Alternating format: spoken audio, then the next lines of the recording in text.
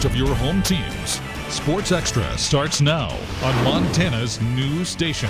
Welcome back. We're in the storm called high school divisional basketball. Tournaments being played throughout the state. Let's start with Class A action right here in Butte. We go to the Civic Center for the first boys semifinal game between Browning and the Panthers of Belgrade.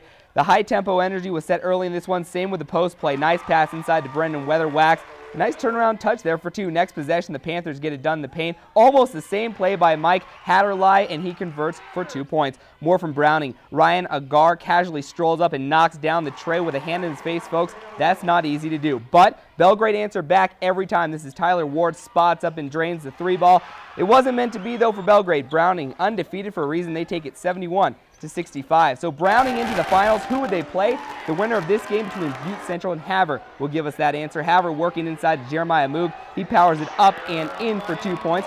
But Butte Central, the Maroons, they kick it out to Clay McQuarrie, and he drains the three ball from downtown. More Maroons. This time McQuarrie drives in, stops, and pops from the free throw line. Count it. As the Maroons win, they will be taking on Browning in the finals tomorrow night at 6:30. To the girls, now semifinal game in the Class A Divisional. Havre battling Browning. Winner takes on either Park or Fergus. Close game in the second quarter, 10-8 until the Ponies started lighting it up. This is Sarah Blessum knocking down the three-pointer. Couple of possessions later, great shooting from Lena Suek from Havre.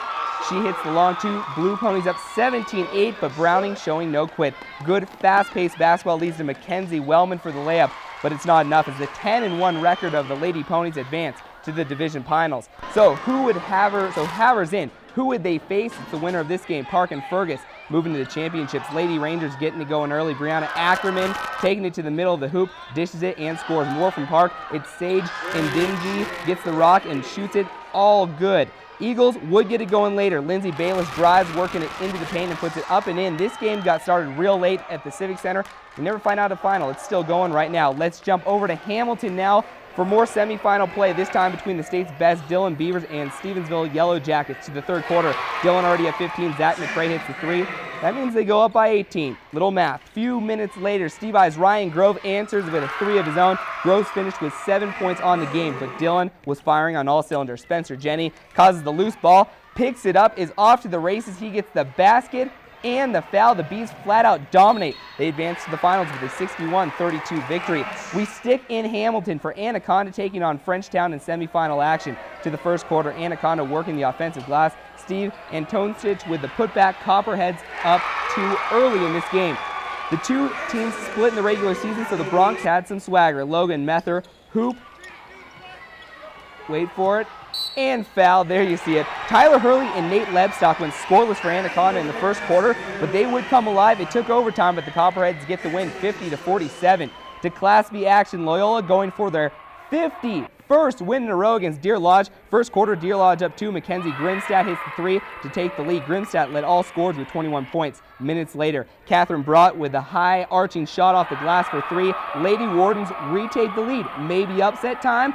Well, maybe not. End of the quarter, it's Brittany Anderson hits the three at the buzzer. That puts Loyola up 7. Deer Lodge just couldn't match it tonight. They lose 62-37. So we had the Class C action at the MAC tonight. Fans pumped for semifinal action between Twin Bridges and Shield Valley. Jesse Logan, the senior, starts things off for Shield Valley. Nice layup, using the power to his advantage. Twin Bridges responds quickly. A sweet three ball here by Austin Maley. He had a great tournament in Butte thus far. Shields Valley refusing to let up. Forward Sherwin knee hard, penetrates, pulls up for this floater. It's good. Twin Bridges now once again hitting the big three-pointer, this time by Heath Hansen. But it wasn't enough down the stretch. Falcons lose 55-47. More basketball from the girls at the MAC.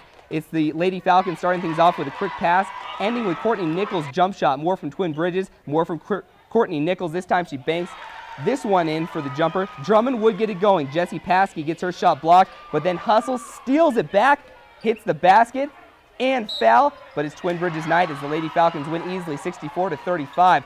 Only a couple other boys' scores to report. Class C play, Harrison beats Lincoln and Drummond falls to Garner. It was a really busy night for the girls up in Hamilton. Semifinal action, Anaconda beats Hamilton. Dillon beats Frenchtown. They will meet in the finals, while in Class B action, Whitehall falls to Big Timber. Three Forks continues their impressive run, beating Boulder, and in Class C play, Shields Valley advances to the finals to beat Gardner. It's hard to believe, but there was more basketball than just high school tonight. It was the final weekend of Frontier Conference play before the tournament. Both Tech teams looking for wins heading into the postseason. So we go to the tape. Could the Diggers pull out a conference win heading into tournament play? To the action. Tech's Matt Nottingham throws up a three. Diggers on top 5-4 early in the game. Argos answer right back. Monster jam by Rashawn Pure. Wow, not too shabby. Later in the first, Jay Jamison drives baseline, goes for two. Great Falls pulling away as the Argos get their first conference win of the season, 87-75.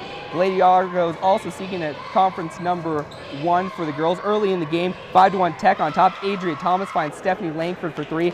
Tech with the 7-point lead. Megan Schwartz tries to take it herself, manages to get it out to Jackie Millen for the three. Tech still at a 17-8 lead. The Lady Digs came out hot. The Diggers controlled the first half. Becky Roll with a miss. Natalie Shaw cleans it up as the Lady Diggers get the big win on the road, 79-44. As for Western, they were on the road facing MSU Northern. The men lose by 6, while the women got the job done with a 19-point victory.